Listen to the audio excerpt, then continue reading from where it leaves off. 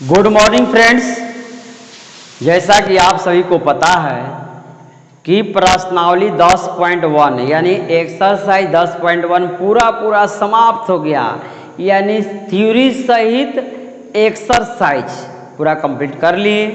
तो मेरे प्यारे भाई, आज से हम लोग शुरू करने जा रहे हैं थ्योरी ऑफ एक्सरसाइज 10.2 यानी 10.2 का थ्योरी, ठीक ना। तो चलिए, सबसे पहला स्टार में क्या कह रहा है भाई, स्थिति सदिश। हम लोग जानेंगे कि स्थिति सदिश होता क्या है। इसको अंग्रेजी में मेरे प्यारे भाई पोजीशन वेक्टर कहते हैं। पहला स्टार स्थिति सदिश, इंग्लिश में पोजीशन वेक्टर। मेरे प्यारे भाई, थ्योरी को रच रच के पढ़िएगा, क्योंकि थ्योरी से ही ऑब्जेक्टिव प्रश्न तैयार होगा। स्थिति सदिश, इंग्लिश में पोजीशन वेक्टर। क्या कर रहा है, जब किसी सदिश का प्रारंभिक बिंदु मूल बिंदु होता है तो इसे स्थिति सदिश कहते हैं, यानी पोजीशन वेक्टर कहते हैं। मूल बिंदु को ओ से डिनोट करेंगे, सूचित करेंगे। ओ मतलब ओरिजिन पॉइंट, मूल बिंदु। मूल बिंदु को किससे सूचित करेंगे, मूल बिंदु को किससे सूचित करेंगे भाई, तो ओ से, यानी ओ मतलब ओरिजिन पॉइंट यानी मूल बिंदु।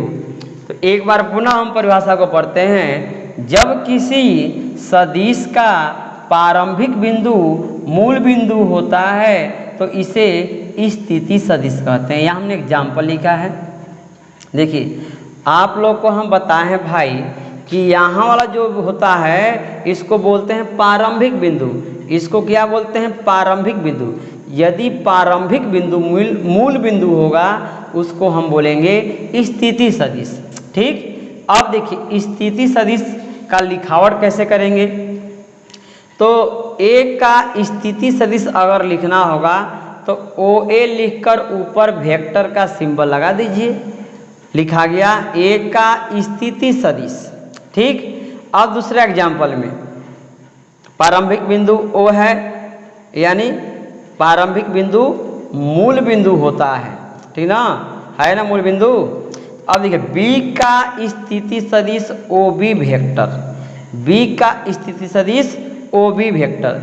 एक और एग्जाम्पल लेते हैं भाई। अगर मान लीजिए यहाँ ओ है, अगर ऐसे यहाँ सी कर दें तो सी का स्थिति सदिश कैसे लिखेंगे, तो ओ सी और ऊपर वेक्टर लगा देंगे। ये हो गया सी का स्थिति सदिश। तो ये जो है आगे चलकर काम आएगा, आप लोग ध्यान में रखेंगे। स्थिति सदिश क्या होता है, तो जब किसी सदिश का प्रारंभिक बिंदु मूल बिंदु होता है तो इसे स्थिति सदिश कहते हैं। समझ गए होंगे। अब कैसे स्थिति सदिश लिखते हैं, तो यहाँ हम लिख कर दिखा दिए एग्जाम्पल में। इस तरीका से अगर दिया रहेगा तो पूछेगा भाई ए का स्थिति सदिश लिखिए, तो आपको ओ ए वेक्टर लिख देना है। बी का स्थिति सदिश तो ओ बी के ऊपर वेक्टर लगा देना है। ठीक, अब देखिए ये तो पहला स्टार कंप्लीट हो गया। अब हम लोग देखेंगे दूसरा स्टार क्या कह रहा है। दूसरा स्टार कह रहा है सदिश ज्ञात करना, यानी फाइंड वेक्टर। सदिश कैसे ज्ञात करते हैं, ठीक ना। सदिश का लिखावट हम 10.1 में आपको बताया था कि सदिश का लिखावट कैसे करते हैं। आई कैप, जे कैप, के कैप के सहायता से लिखते हैं, तो उसका प्रयोग होगा भाई सदिश का ज्ञात करना। यानी सदिश ज्ञात कैसे करते हैं इसके बारे में देखिए।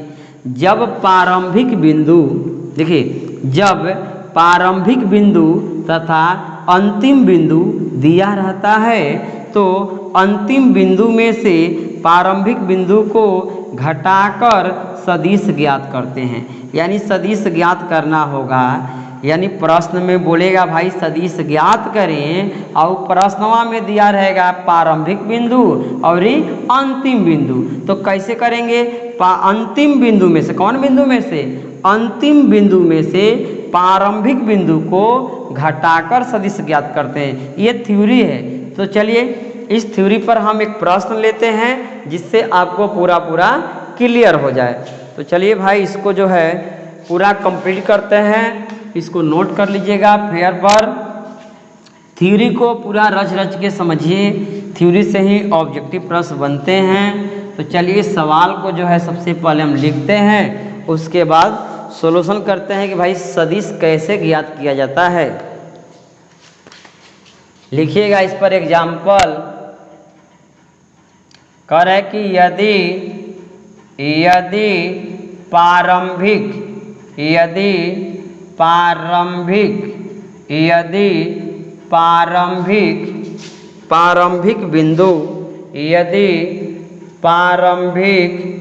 बिंदु दिया है 2, 3, 4 तथा अंतिम बिंदु, कौन बिंदु भाई? अंतिम बिंदु कितना दिया है? 4, 8,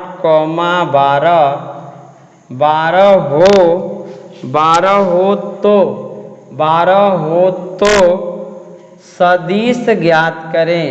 क्या ज्ञात करें? सदिश ज्ञात करें।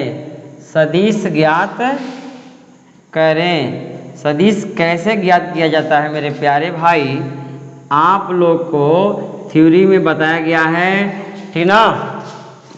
सदिश ज्ञात करने के लिए क्या करते हैं कि अंतिम बिंदु में से प्रारंभिक बिंदु को क्या करते हैं? घटाकर लिखते हैं।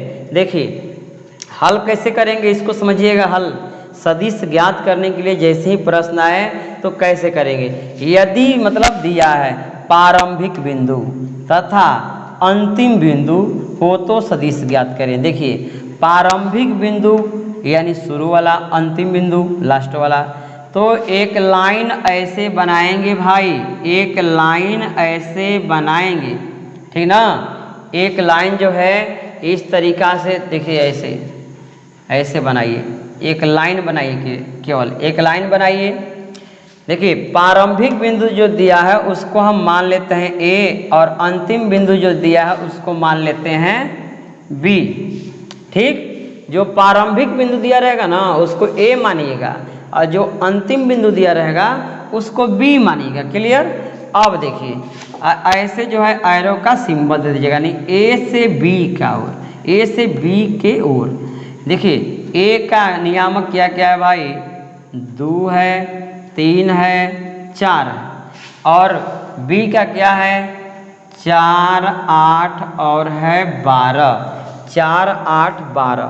देखिए सदिश जब भी ज्ञात करना होगा तो सवाल में आपको प्रारंभिक बिंदु दिया रहेगा, अंतिम बिंदु दिया रहेगा। यानी सदिश ज्ञात करने के लिए आपको प्रारंभिक बिंदु चाहिए और अंतिम बिंदु चाहिए। कैसे ज्ञात करते हैं? तो थ्योरी में लिखवाए हैं, अंतिम बिंदु में से प्रारंभिक बिंदु को क्या करते हैं? घटाते हैं। तो देखिए सबसे पहले ऐसे एक लाइन पढ़ना है, यहाँ एरो का चिन्ह दिखा देना है, ठीक ना।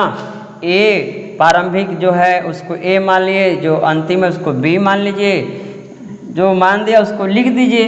अब देखिए क्या करेंगे भाई, यहाँ लिखेंगे ए बी वेक्टर बराबर। देखिए ए बी वेक्टर बराबर, ये जरूर नहीं कि ए बी ही मानेंगे, कुछ भी मान सकते हैं, उससे कोई दिक्कत नहीं है। तो हम माने ए और बी, तो यहाँ लिखेंगे ए बी वेक्टर बराबर। देखिए क्या लिखेंगे, नियम में क्या है कि अंतिम बिंदु में से प्रारंभिक बिंदु को घटाकर लिखते हैं। देखिए अंतिम बिंदु है ही है, अब प्रारंभिक बिंदु मतलब है ही है। तो देखिए लिखेंगे 4। देखिए 4 में से 2 घटाएंगे, 4 - 2, और यहाँ आई कैप लगा देंगे भाई। सदिश हम लोग ज्ञात कर रहे हैं तो सदिश लिख रहे हैं, तो सदिश का लिखावट कैसे करते हैं? आई कैप, जे कैप, के कैप करते हैं ना, और यहाँ पर कर देंगे भाई बीच में प्लस। अब देखिए 8 में से 3 घटाएंगे, लिखेंगे 8 - 3, और यहाँ आई हो गया तो अब होगा जे कैप। ठीक, अब देखिए 12 में से 4 घटाएंगे, 12 में से 4 घटाएंगे तो यहाँ प्लस लिखेंगे 12 - 4, आई जे ए, तो के हो जाएगा के कैप। ठीक, इस तरीका से आपको करना है। अंतिम बिंदु में से प्रारंभिक बिंदु को घटाना है। तो ऐसे घटाएंगे 4 में से 2, 8 में से 3, 12 में से 4, यानी इसमें का पहला और इसमें का पहला, इसमें का दूसरा, इसमें का दूसरा, इसमें का तीसरा, इसमें का तीसरा, यानी पहला में से पहला घटाइए, दूसरा में से दूसरा घटाइए, तीसरा में से तीसरा घटाइए।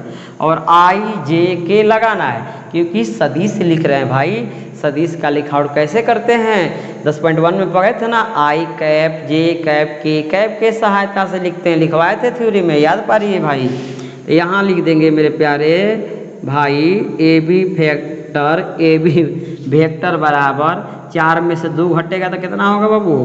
2 आई कैप होगा ना, प्लस 8 में से 3 घटेगा 5 जे कैप, प्लस 12 में से 4 घटेगा 8 के कैप। ये हो गया आप लोग का सदिश ज्ञात हो गया।